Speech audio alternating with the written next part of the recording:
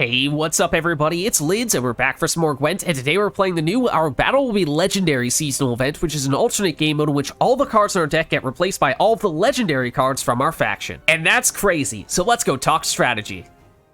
So today we'll be playing a Nilfgaard Enslave deck. Technically, you could use almost any Nilfgaard leader ability, they're all pretty solid, but I do like Enslave, particularly because every card in our deck is getting replaced. That means that we can load up on all the possible tactics in our starting deck and never actually need to play those. They'll all turn into legendary cards. That means that our Enslave will get powered up to Enslave 8, which is extremely valuable. Then, Nilfgaard legendaries, you don't need me to tell you, they're incredibly powerful. Masquerade Ball is a pretty good indicator of, in general, what a lot of our cards are doing. Lots of statuses with poison for removal and lock as well for control. Eternal Eclipse, actually one of the worst cards in your deck. If you do see this, try to mulligan out of it.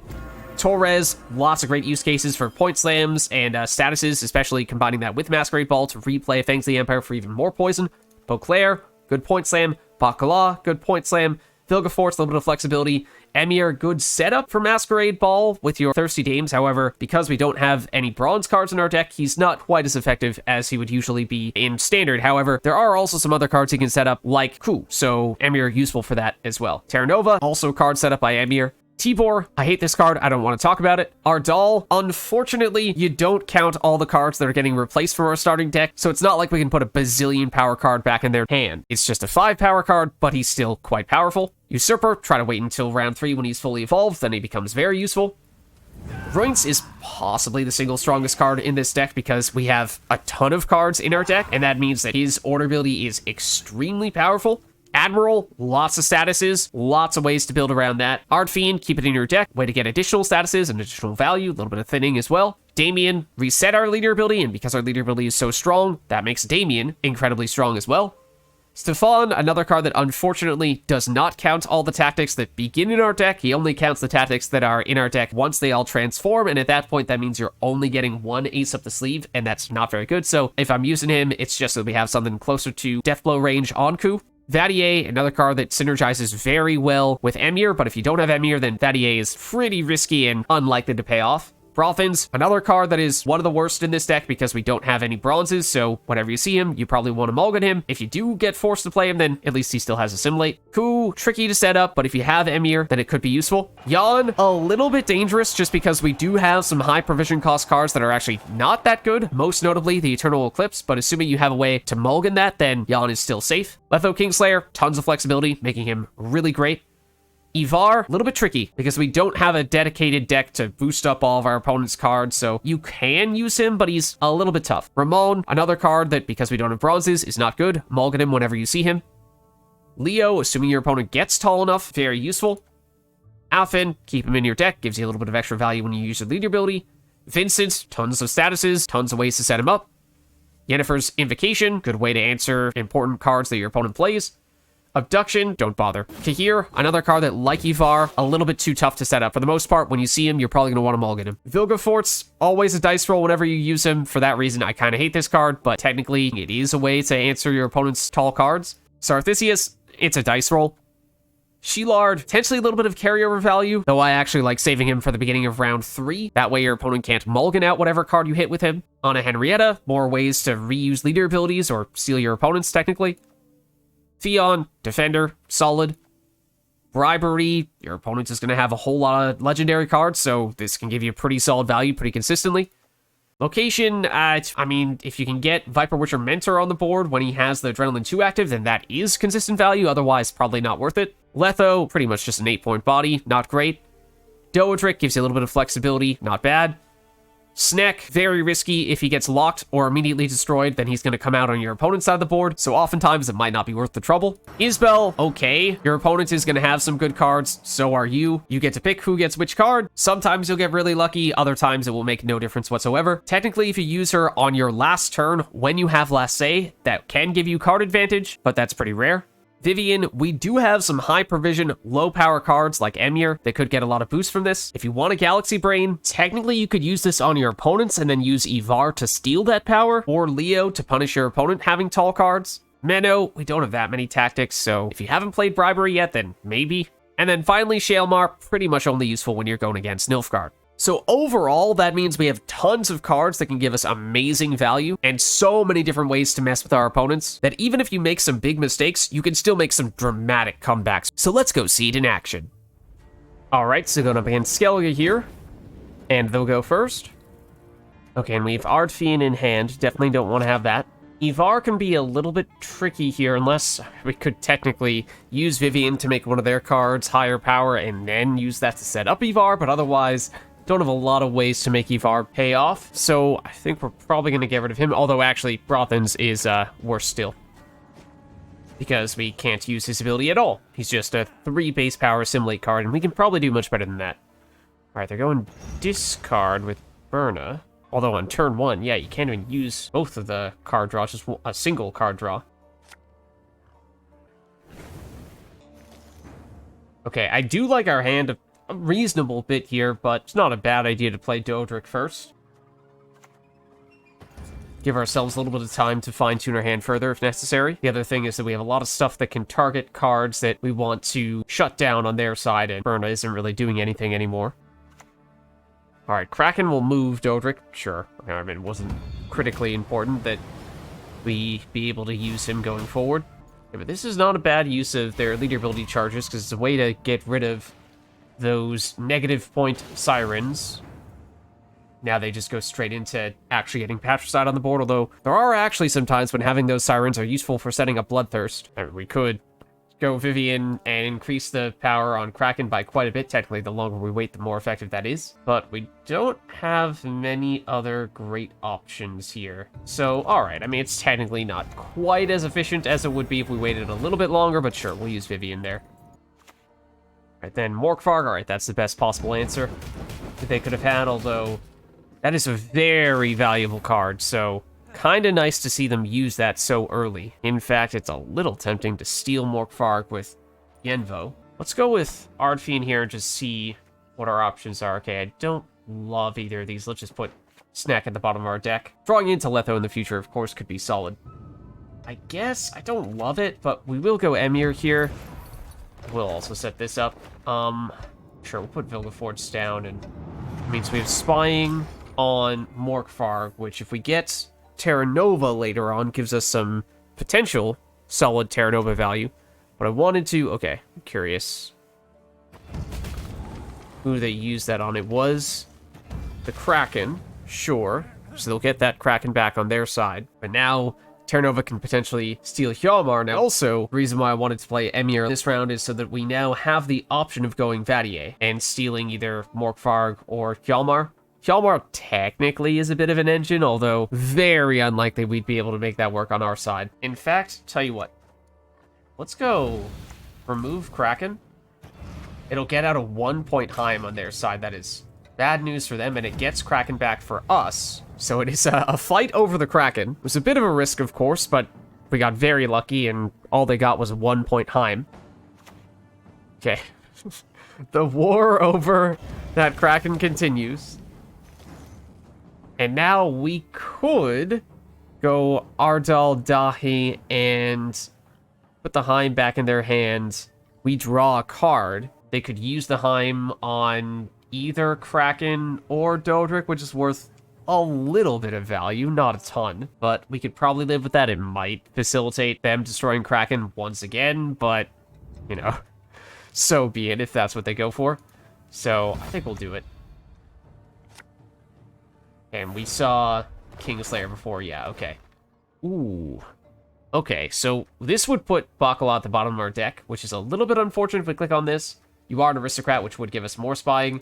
Not too concerned about that, because we've gotten a lot of spying here, but assuming that we actually end up playing Jan at some point, then we could potentially draw into Bacala, even after having just put it at the bottom of our deck.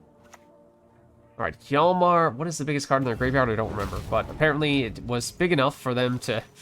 once again, take back the Kraken. I mean, that is their biggest card right now, so if we felt like we wanted to use Ivar in this round, then that'd be the best target for him, but might still wait a little bit longer before we do that. Might try to sneak in a little Vadier here. Because they just used some damage, and they might not be able to get more damage all that easily. Alright, I mean, I do like Fionn, but I was kind of committing to actually playing Jan when we chose to put Bacala at the bottom of our deck.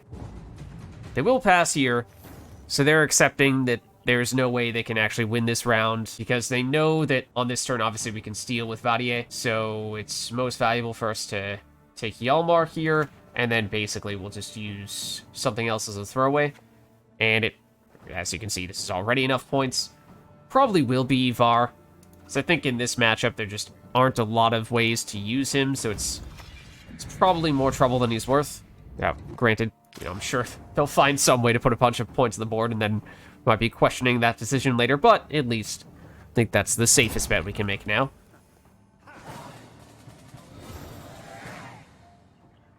Alright, now we did play one more card on them, which is a little bit unfortunate, because that does mean it's probably best if we drive past here, but it would be kind of nice to sneak in a Jan if we could. But we do that, we run the risk of not being able to out-tempo them, and then we'll be at card disadvantage in round 3, and that's not great. Menno, I think we still have both coup and bribery and abduction, although that's less likely to be helpful in our deck. It's not terrible. Oh, here's another card that's tough to set up. Ramon is also very bad. Terra Nova does give us a lot of tempo, because we set up several things, including Morkvarg, so that maybe gives us the tempo we're looking for here. If we go Jan turn 1, we could then follow up with a Terra Nova afterward, and then maybe we can still avoid having to go cards down in round 3 while still getting Jan on the board for that consistency. So I'm going to give it a shot.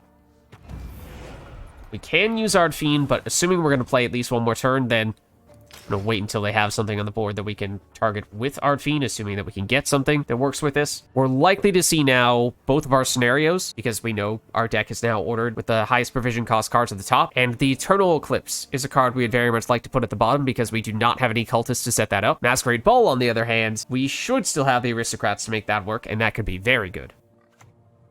Okay, it's Fukusia, that'll get back something. That is a big card. But it's Hjalmar, which they're going to use to hit Jan with something. Yeah, they have at least 6. That was probably the Kraken that we kept on fighting over. So they did out-tempo us, as we expected they might do. But that mostly just means that now we need to continue to play a little bit further, and I think we can still find a way to out-tempo them in a little bit. Turnova's the big one, but we don't have great targets for stuff like Morkvarg. I forget what else. Or we could. No, I don't think Kraken ever got spying. We kind of need them to play bigger things. So let's do this. Yeah, as I said, Eternal Eclipse we were expecting to see, and that's not a great option for us. I think we go Menno. And let's go with, I mean, we could go with, Coup on Hjalmar, use Hjalmar, get rid of you, destroy you. It's probably still not as good as if we had just gone with a bribery. At least the high-end potential of bribery was definitely still higher. Okay, Blood Eagle. They can probably get decent tempo here. It's Sove. That's an issue, because his immunity is problematic. If you go for Candy, but okay. Oh, that does work. Yeah, I mean, if it were anything without immunity, we could Yenvo it, and you do have a status, but we can't do anything about that with Vincent. And we also can't do much with the various Terra Nova cards we can get. So all that stuff is pretty questionable. But we might have to Terra Nova here, and we're just going to have to go for something other than Morkvarg, which I guess there's always that chance to begin with that just wasn't going to work. Hjalmar? I guess. Sure. Hjalmar next to Hjalmar, because why not? So basically, as soon as they don't catch us tempo-wise, we're going to pass. But this can makes us vulnerable, because that gives them a lot of potential to boost Sove. Okay, but Croc, in and of itself, is not quite enough. They're questioning whether they want to drop leader ability here. It would have been enough if they had done that, but that's, of course, a valuable tool for them, and they don't do it. So I think that means that this is where we stop. Yes, we could steal Croc with Yenvo, or we could lock him with the Admiral, but I think we play it simple here. We know we're going to draw into some big cards in round 3, so we don't need to do anything drastic here. All right. Ooh, that's very good, though. All right, suddenly they have some significant carryover, and that can absolutely be a factor in round 3. So that much could backfire on us. We'll have to see. Okay, and Torres plus Masquerade Ball is a really nice combo. I do like that a lot. Fortunately, this tier has Doomed, so it could always be, worst comes to worst, a Vincent target at the end of the round if there's nothing else good to go after. I think we'll probably end up dropping Coup because I'm not sure how easily we'll be able to set this up. We don't have much in the way of spying anymore, and we'd have to do a fair bit of damage, I would think, for this to get the death blow to be relevant. Vilga Forts. I mean, we could use it to get Sove, I guess. But Beauclair is probably better. Alright, Ceres. Go for the Queen's Guard. Not really sure if they're going to have a way to damage that. So normally, when you have Masquerade Ball, you want to wait a little bit before playing it so that your opponent has something big on the board that you can target, because as soon as you play Masquerade Ball, you're going to have to remove something with poison relatively quickly. But they do at least have that tier, so that's 9-point body, not a bad card to go after. On the other hand, as I had said, that could be a decent target to save for Vincent at the very end, unless, of course, they play something even bigger later on. But I think I do like it. We don't need to commit just yet to removing a card, because they still are at least going to play one more thing. But part of the reason why I did want to use it now is because we could... okay, let's see what they do with their location. Quartermaster, that's good. That's a good idea. That is a way to set up multiple Queen's Guards, in fact. That's actually reasonably valuable. And it would be difficult to remove with things like Vincent, but we could Yenvo it. We could also just lock it with the Admiral. And now that we have Masquerade Ball on the board, we are totally okay with playing the Admiral. So I think maybe we do that. We'll go Admiral. That'll give us one of these, and I think we'll poison you. We'll go lock first. Then it's poison, we'll use that on you. And then spying we'll use on you. Okay, granted. Could have made for a pretty solid coup target in that case. So now we could turn Letho into a second Admiral, which is another reason why I wanted to play it a little bit on the early side, and by extension play Masquerade Ball a little bit on the early side, because that could give us 2 decent engines. We know they no longer have Morkvarg, which would have probably been the best way to answer Thirsty Dame. Melusine with the Veil is a little bit tricky, but she does have a status, so okay, I think what that means is that now we can go after tier with poison when we get more aristocrats out here, and we'll use Vincent to go after Melusine. If they play Defender, then it starts to get a little bit tricky, but we'll take it one step at a time. This was the card we put the most statuses on, so it's a little bit unfortunate, but if we go Letho here, that will give us another round of this. Then we go Lock, Poison, and I guess just Spying. So I'm just loading up on statuses on you, because otherwise we're getting rid of the card with the most statuses. Dire Bear. Okay, so we did split our cards that get boosted a little bit, but we do it more in the range row than we do in the melee row, so it's a little bit unfortunate. But that could make for a good Yenvo target in that case. I think that is almost certainly the best answer here. So that way we have still lots of boosts going on. Okay, Sucrus. Ah, okay. I was gonna say there is some potential to do some very ambitious things with Sucrus, some very effective things with Sucrus, but might just simply be to prevent this Queen's Guard from taking damage from Melusine, which is not a huge deal. We should probably get Torres on the board here, and it will almost certainly be to replay one of the Fangs of the Empire, and it might just be to get another status on this Witcher student. Obviously, not a huge deal to remove it with poison, and I don't actually think that we will remove it with poison. It's just so we get more boost per turn on the Admirals, and the earlier we do that, the better. So let's go here. We'll replay you.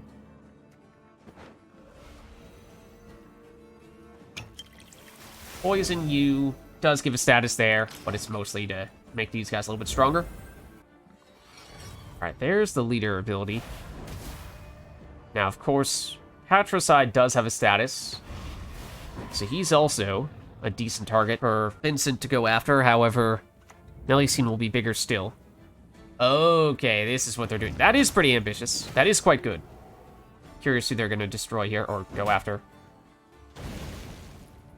Okay, so I'm thinking we probably use leader ability here, and I mean, they can only do this once because they don't have Berserk 5, so it's not really a threat anymore. I mean, we could steal you just because you have a little bit more base power, otherwise we'd steal Sucrus. Ah, sure, we'll steal Sucrus, in case they did have any tricks up their sleeve. Okay, so now we use Beauclair so that way we actually have time to use the order ability. And our weakest card are these Deafening Sirens, and we gave them lots of time to power up Melusine, which means a lot of time to increase the power of this Siren, and now we would finish with Vincent on either of these, assuming that they don't play a defender. It is Erna Chad, so yes, that's why I got rid of Sucrus, because that was, of course, one of the things they could have done.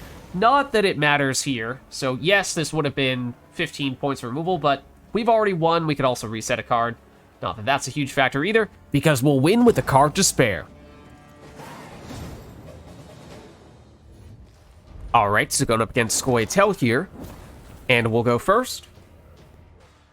Alright, so let's get rid of Abduction. That's not a great option for us. Vivian, I mean, it actually could be a decent way to put some extra points on a card like Vadier. I am morally opposed to using Tibor, so I might mulligan him just for that reason. Letho, without additional cards to set him up, he's basically just an 8-point body. That's not great. And the Shaelmar, also a little bit questionable. Eternal Eclipse is arguably the worst card in our deck. We're dumping that, though.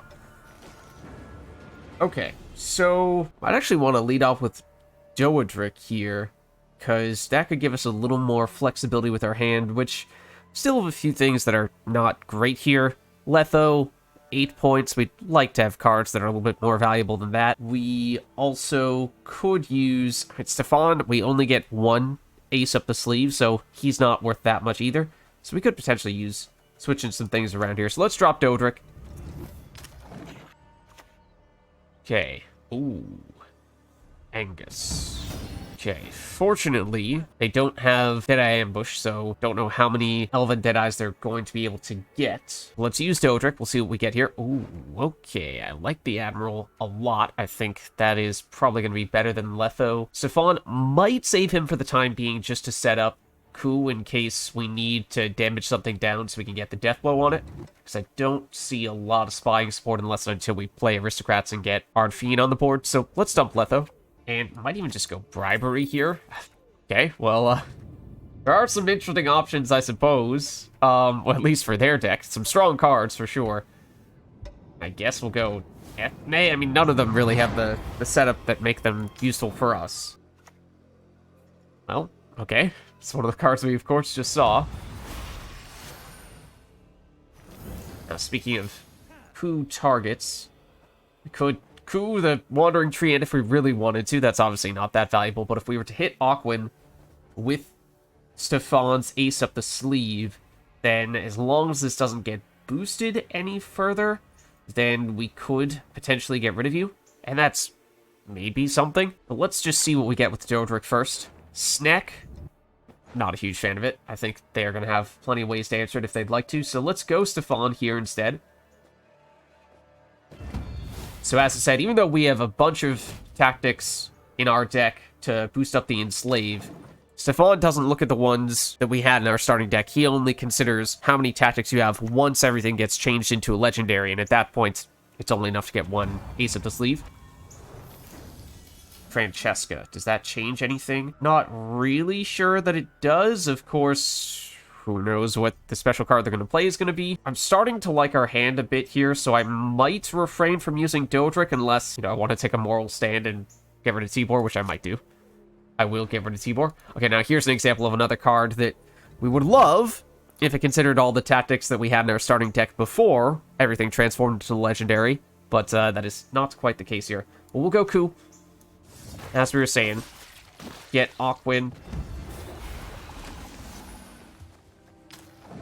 And actually get a somewhat significant amount of vitality at that. Alright, they'll just pass. So in that case, we'll win a fairly comfortable round one.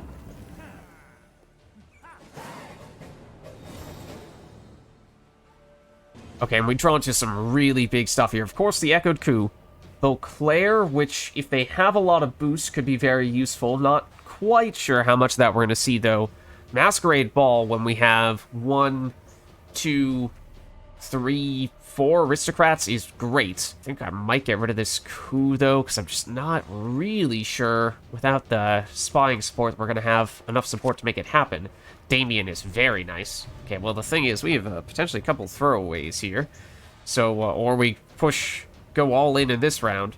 So not entirely sure what we're going to go for, to tell you the truth. It might even be Beauclair as a bit of a throwaway. Turn 1, obviously, we won't get any value at all from the deploy ability, but at least we get the resilience, and we can use that order ability either in this round if we do try to push further, or we can just save it for round 3, because most of our stuff here does sort of require that our opponent already has something on the board. I mean, I guess you could do a proactive Vadier. Is just about the only thing that does not need to have a card on our opponent's side, or you go with an immediate Damien, but I don't like throwing him down. So you know what? I guess we will use Vadier, in part because, yes, he's an aristocrat, but we already have enough to still trigger Masquerade Ball if we'd like to. It does get us the thinning on Ard Fiend, so we don't accidentally draw into that in round 3.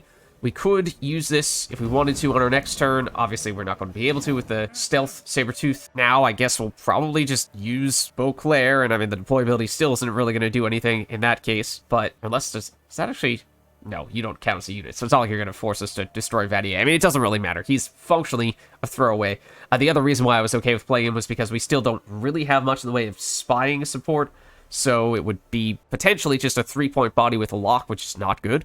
So, I think we settle for this, and... Okay, no, it doesn't do anything to Vadier. I was concerned that since Sabertooth Tiger had technically 0 power, it's going to make us destroy him.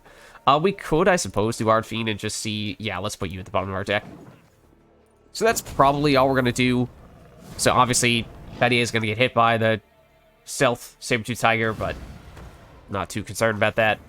I think we just leave it here. Yes, we do have some big cards, but once again, we would like to be able to interact with their cards, and they've used both Sabertooth Tiger and Sesthesis. So hopefully that means in round 3, it'll suddenly be a lot easier to lock and poison and do all those types of things.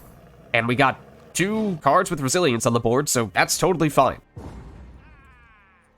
But of course, that means they'll win round 2.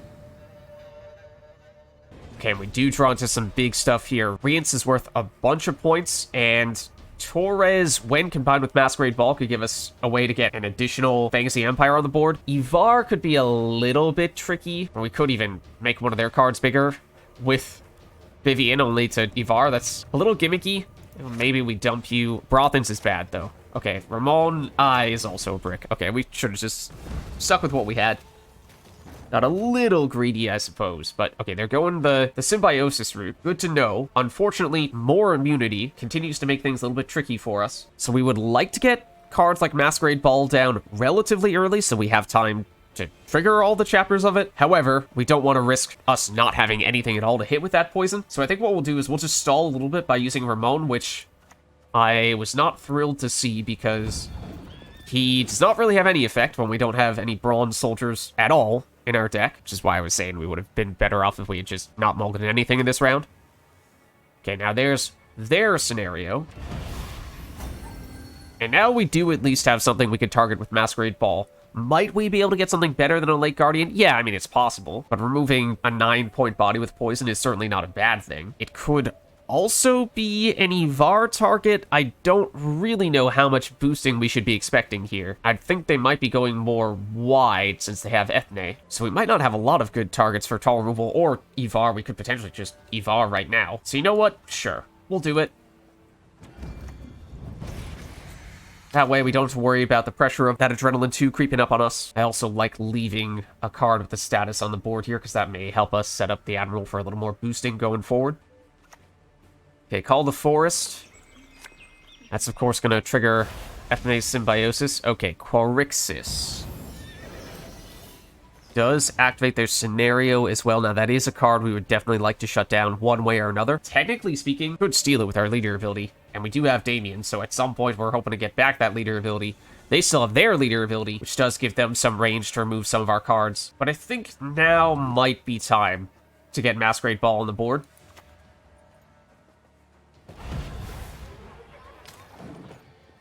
Now we at least have the option of going after Querixis with poison, but we also are looking for something big to go after with Leo. Okay, now Denna is also very big. Okay, we definitely have good targets to go after now. But the bigger issue may actually be the number of tree ants there spawning in here.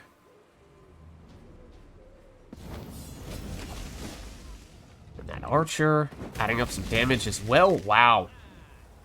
That's an extremely good play. Okay, so if they have more relics, then Querixus is the bigger threat.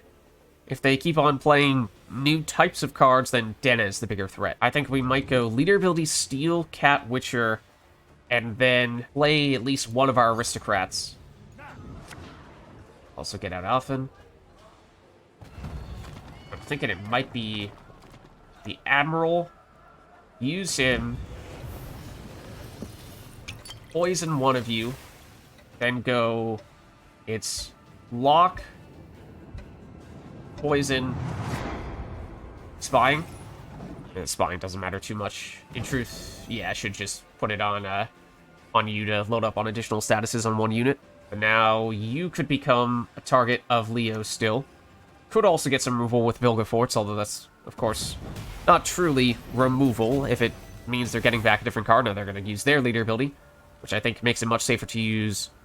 Ooh, Ruins. Okay, that would have been safe from removal if we had used the additional spying status on Lake Guardian. So that's the cost we paid for technically misplaying that just a little bit. We actually do have enough poison to remove another card altogether, with Torres replaying the Fangs of the Empire and also giving us another Fangs of the Empire from triggering the last chapter of Masquerade Ball. But I don't want to forget about this. Emir does work. I mean, technically it would be a card we kind of like to draw into, but it will give us some more statuses. Actually, it might have been the card we wanted to use Dahe on, to tell you the truth. I think it probably was. Well, let's sneak you in now. I think they had a 5. They do.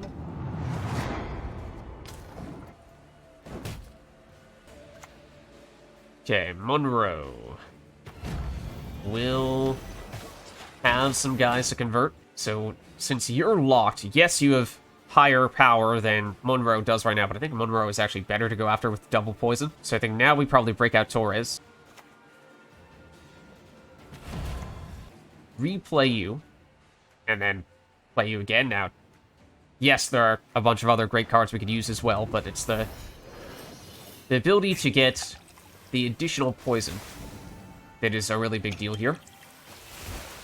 And we should probably use Rance just in case there's any risk of him getting removed. That's worth a lot, of course. And you might end up being the Ardal target. Yes, Ross. Okay, he is valuable.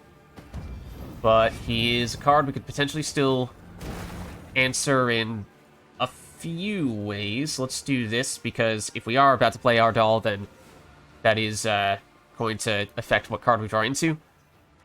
You know, both of these are questionable. Mickey here does give us a little bit of extra value, though. So what if we do that? And then, technically, Guess Russ is a card we could put back into their hand. Granted, that's still not great. We could have just gone for Leo, which, in truth, might have been the best option, because we could go the range row route, and, you know, we're just going to ignore the fact that I chose to give you the bleed, and instead just go for the pure removal there. Because if we let him live for any turn, he was going to continue to get damage here and boost there. So even if his body was not as big, he still had... Oh, that's a problem.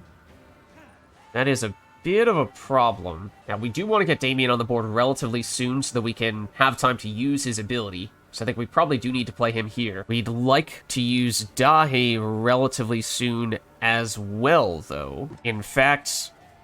we might need to use Dahi here, don't we? Otherwise, we're going to run out of time for him. So we use that, and I guess we'll give you the Sentinel back. Now, I didn't really want to have to draw into Abduction.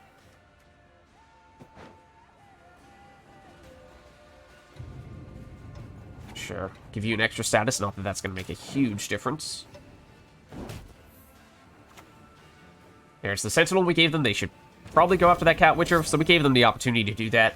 Basically, we allow them to remove Cat Witcher in exchange for an abduction, which I am not really sure is going to work out all that well for us, because this is not the card I wanted for us to draw into. We did know that it was coming because of Ardfian. But now I think we do go Damien. And then we can steal something back.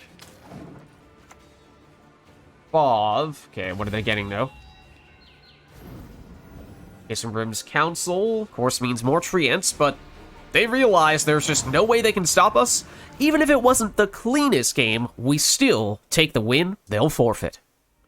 So there's a look at a Nilfgaard deck for the new Our Battle Will Be Legendary seasonal event. If you liked the video, then make sure to hit the like and subscribe button, and leave a comment down below letting me know which other cards, archetypes, and factions we should experiment with next. And check out Our Battle Will Be Legendary playlist to see previous decks that we've used in this event as well. Thank you all for watching, and I'll catch you next time.